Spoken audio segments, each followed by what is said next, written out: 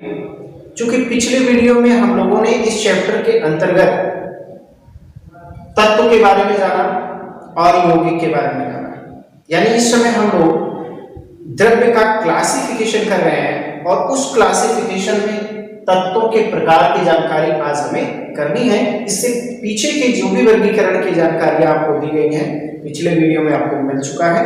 तो आइए समझते हैं कि तत्व को कैसे वर्गीकृत किया गया है। बच्चों, तत्व को उनके गुणों के आधार पर मुख्यतः दो भागों में बांट दिया गया है, दो प्रकार से उनको विभाजित कर दिया गया है। किसके आधार पर? गुणों के आधार पर। अब कौन गुणों के आधार पर किन दो भागों में इनको बांटा गया है? पहला है धातु, मेटल्स कहते हैं इसको, और दूसरा किसमें किसमें बांटा गया है? धातु और अधातुओं में बांटा गया है। मेटल्स और नॉन मेटल्स में इसको डिवाइड किया गया है। अब आइए जानते हैं कि एक मेटल क्या होता है और उसकी क्या प्रॉपर्टी होती है। तो बच्चों, मेटल्स क्या होता है इसके बारे में जान लेते हैं। मेटल्स कहते हैं क्योंकि ये उसी तत्व का ही एक प्रारूप है, उसी का एक टाइप्स है, इसलिए इसको हम इस तरीके से डिफाइन कर सकते हैं कि वह तत्व जो इलेक्ट्रॉन त्याग कर धनायन बनाने की प्रवृत्ति रखती है। बच्चों, ये जो डेफिनेशन आपको इस समय बताया जा रहा है, ये मॉडर्न अर्थात आधुनिक रसायन के अंतर्गत है, यानी आधुनिक परिभाषा है ये धातु का, इसलिए आधुनिक सिद्धांत के अनुसार हम इसका परिभाषा देंगे। क्या है परिभाषा? एक बार पुनः ध्यान देंगे। वे तत्व जो इलेक्ट्रॉन त्याग कर धनायन बनाने की प्रवृत्ति रखती हैं धातु कहलाती हैं। राइट? मेटल्स कौन होते हैं? ऐसे तत्व जो इलेक्ट्रॉन त्याग कर धनायन बना सकती हो, उन्हें हम मेटल्स कहते हैं। जैसे कुछ एग्जांपल्स ले लेते हैं। लोहा हो गया, तांबा हो गया, सोना, चांदी। बच्चों, इनका हमने संकेत भी लिख रखा है। लोहे का संकेत Fe होता है, तांबे का यानी कॉपर Cu होता है, सोना यानी गोल्ड Au होता है, चांदी अर्थात सिल्वर भी कहते हैं इसको, इसका प्रतीक Ag होता है। तो ये थे हमारे पास वे तत्व जो ऑलरेडी मेटल के फॉर्म में पाए जाते हैं। क्लियर? अब हम बात करेंगे कि एक मेटल की क्या क्या प्रॉपर्टी हो सकती है, कौन कौन से मुख्य लक्षण आपके मेटल्स शो करते हैं। तो प्रॉपर्टियों में सबसे पहले हम बात करेंगे कि मेटल एक विशेष प्रकार की चमक रखती है, यानी इनमें एक क्या होती है? विशेष प्रकार की चमक होती है जिसे हम धात्विक चमक कहते हैं। अर्थात किसी भी धातु के अंदर जो विशेष प्रकार की चमक आपको मिलेगी वो एक धात्विक चमक के रूप में होगी, उसे हम धात्विक चमक कह सकते हैं। इसके अलावा दूसरी हम इसकी प्रॉपर्टी जानेंगे कि ये जितने भी धातुएं होती हैं ये विद्युत और उष्मा की सुचालक होती हैं, यानी इनमें धारा का प्रवाह हो सकता है और साथ ही साथ उष्मा का भी प्रवाह हो सकता है। धारा और उष्मा दोनों चल सकती हैं इनके अंदर से, यानी बह सकती है इनमें से होकर। बच्चों, बड़ा ही सिंपल सा वर्ड है। जैसे कि क्लास में ये जंगला लगा हुआ है, ये लोहे का बना हुआ है। अगर इसमें हम क्या करते हैं, इसमें अगर हम किसी सुचालक तार के माध्यम से करंट फ्लो करते हैं और इस जंगले को उस समय हम टच करें, जब इसमें करंट जा रहा हो तो जानते क्या होगा? जैसे ही टच करेंगे हमें झटका लगेगा, हमें कुछ कुछ होने लगेगा, यानी हमें पहले जैसे सामान्य एहसास महसूस स्थिति नहीं हो सकती। इसीलिए कहा जाता है कि जो धातुएं होती हैं, है ना, वो सभी के सभी क्या होती हैं? विद्युत और उष्मा की सुचालक होती है, ताप की भी और उष्मा की। अब कुछ बच्चे पूछ सकते हैं कि सर ताप का कैसे सुचालक हो सकता है, उष्मा का कैसे सुचालक हो सकता है? बड़ा ही सरल तरीका है, मैं आपको समझाता हूँ। आप एक लोहे की बड़ी छड़ ले लो, एक लंबी सी लोहे की छड़ ले लो, क्लियर? और उस छड़ के एक सिरे को आप अपने हाथ में पकड़ो और दूसरे सिरे को किसी भट्टी के संपर्क में रखो या किसी ज्वाला के संपर्क में रखो।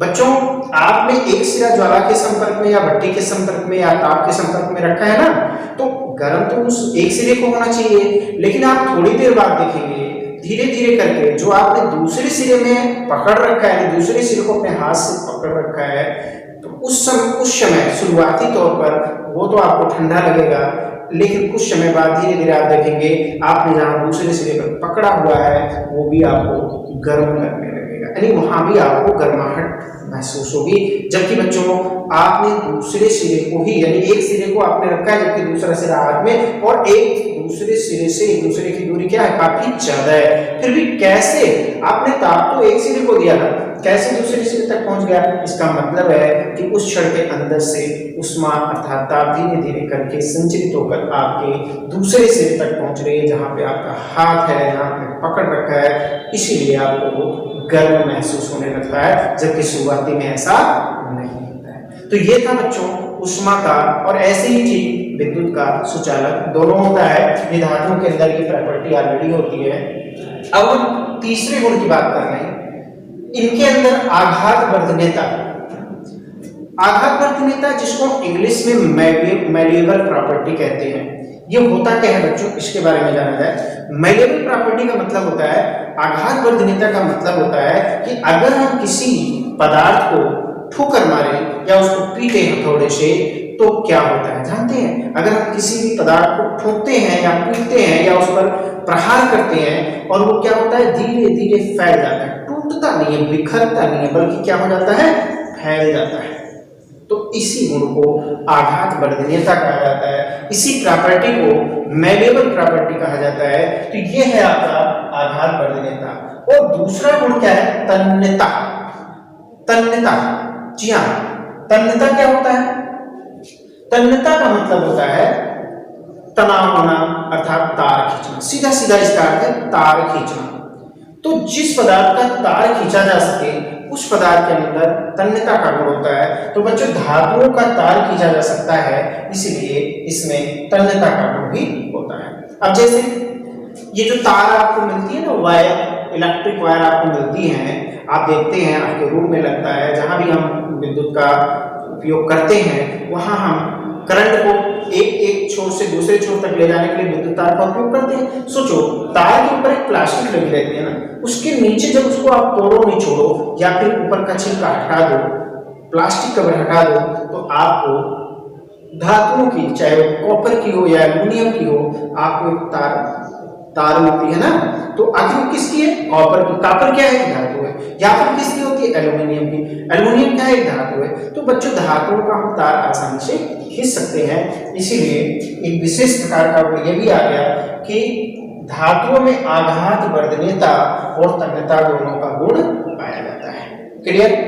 अगले प्रॉपर्टी में हम देखेंगे कि अगर आप कोई भी दो धातु ले लीजिए, या मान लीजिए हमने एक ही धातु लिया, हमने लोहा लिया और लोहे को किसी अन्य कठोर वस्तु से या किसी दूसरी धातु से टकरा दिया, तो क्या होता है, आवाज आती है। आपने विद्यालय में अपने देखा होगा कि जब एक छोटा सा लोहे का डंडा लेते हैं और एक दूसरी लोहे की रेलिंग लगी होती है, तो उस पर जोर से ठोकर मारते हैं तो क्या होता है, टंकार की आवाज आती है ना। घंटी बजती है कि नहीं, विद्यालय में घंटी बजती है ना। जब एक पीरियड ओवर होता है तो दूसरे पीरियड के लिए आपको सूचित करने के लिए घंटी लगता है ना। तो घंटी जब लगता है तो कैसे लगता है बताओ? एक लोहे के डंडे से छोटे से दूसरे लोहे के इंगल पर क्या करते हैं, टक्कर मारते हैं। तो कैसी आवाज आती है, टंकार की आवाज। कहते हैं ना टन टन टन, घंटी कैसे बजती है, टन टन टन। तो ये टन टन टन यानी टंकार की आवाज आती है। इतना ही नहीं बच्चों, जब भी आप किसी भी धातु कठोर पदार्थ को क्या करते हैं, किसी दूसरे धातु से टकराते हैं, उसमें से भी टंकार की जोर से आवाज आती है। तो ये एक इनकी विशेष गुण होती है। धातुओं के अंदर एक आवाज होगी, वो आवाज किसकी होगी, टंकार की आवाज होती है, राइट। और एक और गुण हम जान लेते हैं जो बड़ा ही इंपॉर्टेंट है, वो है कि आखिर धातु किस अवस्था में पाई जाती है, इनकी भौतिक अवस्था क्या होता है। तो बच्चों अधिकांश, ज्यादा से ज्यादा, लगभग सभी धातुएं ठोस अवस्था में पाई जा रही है, लेकिन कुछ धातुओं को छोड़कर। जैसे आपका पारा सामान्य ताप पर भी लिक्विड अवस्था में होता है, तरल अवस्था में होता है। तो पारा आपका छोड़ दीजिए, बाकी लगभग सभी धातुएं किस अवस्था में पाई जाती हैं, वो ठोस अवस्था में पाई जाती है। लगभग 83 धातुएं हमारे पास उपलब्ध हैं, एक दो को छोड़कर बाकी सब ठोस अवस्था में पाई जाती हैं। तो ये रहा बच्चों धातु और उनकी प्रॉपर्टी। अब हम बात करेंगे आधातु का। किसका बात करेंगे, आधातु। आधातु क्या होती है, आधातु के बारे में हम जानना चाहेंगे। तो बच्चों आधात बिल्कुल धातु का अपोजिट गुण रखने वाला तत्व होता है, तो हम इसे भी रासायनिक आधार पर ही वर्गीकृत करेंगे, इनके रासायनिक गुण के आधार पर ही इसको हम डिफाइन करेंगे। वो कैसे, कौन होती है आधातु, कौन होती है नॉन मेटल्स। तो ऐसे तत्व जो इलेक्ट्रॉन ग्रहण करके रेडायन बनाने की प्रवृत्ति रखती हैं उसे हम आधातु कहते हैं। जिसे कहा गया आधातु, ऐसे तत्व जो इलेक्ट्रॉन ग्रहण करके रेडायन बनाने की प्रवृत्ति रखती हैं उसे हम आधातु कहते हैं। बच्चों इनकी एक बहुत बड़ी प्रॉपर्टी होती है कि ये हमेशा इलेक्ट्रॉन ग्रहण करती हैं और ग्रहण करके अपने ऊपर ऋण आवेश रखती हैं, यानी रेडायन बनने की प्रवृत्ति रखती हैं। कुछ उदाहरण ले लेते हैं, जैसे सल्फर, फास्फोरस, नाइट्रोजन, ऑक्सीजन, ऐसे तमाम हमारे पास आधातुएं भी हैं। कौन कौन होगा, सल्फर जिसको हम एस से प्रेजेंट करते हैं, फास्फोरस जिसका प्रतीक क्या होता है, पी होता है, नाइट्रोजन जिसका प्रतीक एन होता है, ऑक्सीजन जिसका प्रतीक ओ होता है। तो ये सभी तत्व किस रूप में आ रही हैं, ये आधातु के रूप में आ रही हैं।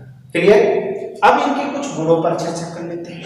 आखिर इन आधातुओं की क्या विशेषता होती है, और विशेषकर हम धातुओं की तुलना में भी इसका अध्ययन करते रहेंगे, उससे तुलना करके इसका अध्ययन हम करते रहेंगे, उनके गुणों के बारे में चर्चा करते रहेंगे। तो बच्चों पहली प्रॉपर्टी इसकी होती है कि इनमें किसी भी विशेष प्रकार की चमक नहीं होती।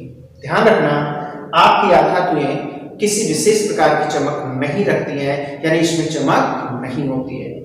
दूसरी बात कहते हैं कि क्या ये विद्युत की सुचालक हो सकती हैं? बिल्कुल नहीं, इसमें धारा का प्रवाह संभव नहीं होता है, इसीलिए ये विद्युत की कुचालक होती है। विद्युत की कैसी होती है, कुचालक होती है। हाँ, ऊष्मा की सुचालक हो सकती है, लेकिन विद्युत की कैसी होती है, कुचालक होती है। तीसरा, इनमें भंगुरता का गुण, देखिए इसमें मैलेबल प्रॉपर्टी नहीं होता, यानी आघात वर्धनीयता नहीं होता। इनको अगर ठोकर मारो तो ये फैलते नहीं है, बल्कि इनको ठोकर मारो तो ये बिखर जाते हैं, और बिखरने का ये गुण क्या कहलाता है, भंगुरता का गुण कहलाता है। तो इसलिए इनमें भंगुरता का गुण पाया जाता है। अगली हम बात कर लें, क्या इनमें आवाज भी होता है? अगर इनको हम किसी ठोस पदार्थ से टकराएं तो क्या उनमें कोई आवाज होगा? नहीं, इनमें टंकार की कोई आवाज नहीं होती है, कोई विशेष प्रकार की आवाज नहीं होती है। और अगर हम लास्ट में बात कर रहे हैं कि इनकी अवस्था क्या होती है, भौतिक अवस्था क्या होती है, कि कौन कौन सी अवस्था में पाए जाते हैं, तो बच्चों ये तीनों अवस्था में पाए जाते हैं। जो आधातुएं हैं वो तीनों रूपों में, यानी तीनों अवस्थाओं में पाई जाएंगी। वो ठोस भी हो सकती है, द्रव भी हो सकती है, गैस भी हो सकती है। जैसे सल्फर हो गया, फास्फोरस हो गया, ये सब हमेशा ठोस की अवस्था में पाए जाएंगे, आपको सामान्य ताप पर मिलेंगे। और ब्रोमीन ये कैसा मिलेगा, ये द्रव के फॉर्म में मिलेगा। और गैसें तो बहुत सारी है इस वर्ग में, यानी इस आधातु है ना, तो इन आधातुओं में बहुत सारी गैसें हैं, जैसे ऑक्सीजन, नाइट्रोजन, हाइड्रोजन, ये सभी आधातुएं हैं और सभी गैसें अवस्था में है। राइट। तो ये था बच्चों आधातु और धातु, यानी तत्व के प्रकार, मुख्यतः दो प्रकार। कौन कौन से? धातु और आधातु, मेटल और नॉन मेटल। अब इन दोनों के साथ साथ हम इन दोनों के गुण को रखने वाला एक तीसरा और तत्व होता है जो दोनों का गुण रख सकता है, यानी धातुओं का भी गुण उसमें होता है और आधातुओं का भी गुण होता है, जिसे हम उपधातु कहते हैं, मेटलॉइड्स कहते हैं। क्या कहते हैं उसे हम? उपधातु, मेटलॉइड्स। अब ये भी बहुत पूछा जाता है बच्चों कि आखिर मेटलॉइड्स क्या होता है।